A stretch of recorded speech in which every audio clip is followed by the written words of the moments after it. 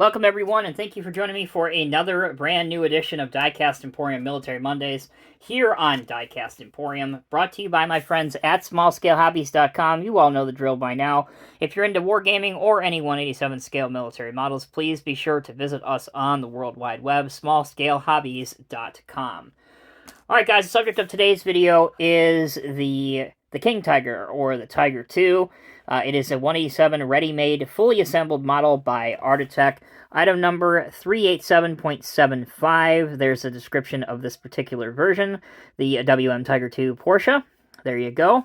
Again, a ready-made 187 scale model. It is screwed down in the box, so we have to pause momentarily. I'll undo this, and when we come back, we'll see it up close on the spin table.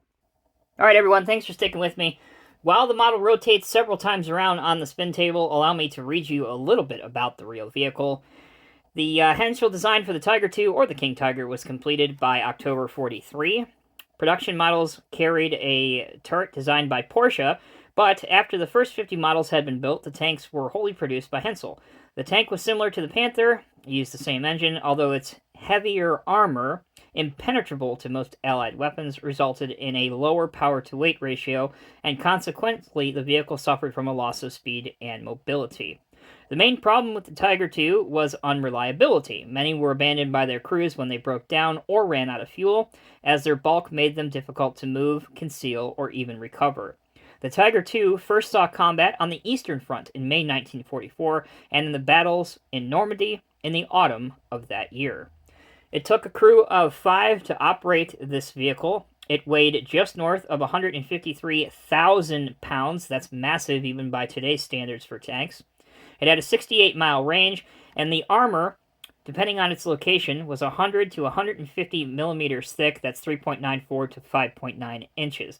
Main armament was almost the exact same as the Tiger I, and that's the main 88mm gun.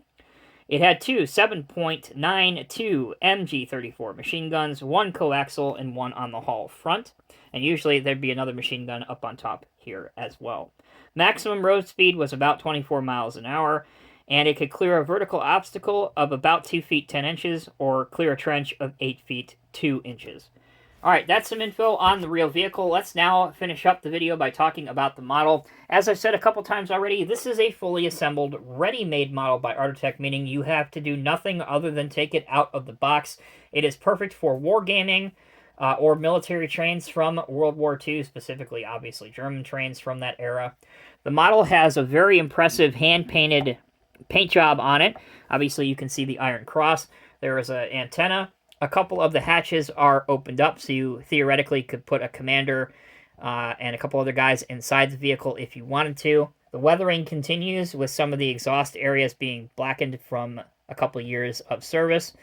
And nothing is functional on the model, but that's fine with me, because I always just display my military models behind glass, so they don't need to be functional. Likewise, if you want to see what the base looks like, that's what the base looks like. You can see the track pads are highlighted with a little bit of silver paint as well. Overall, great model.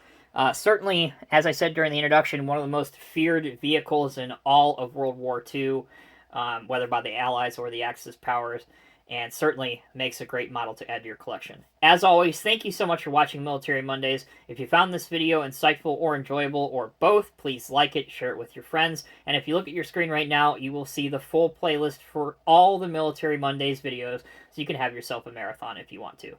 Alright guys, I'll see you in the next review.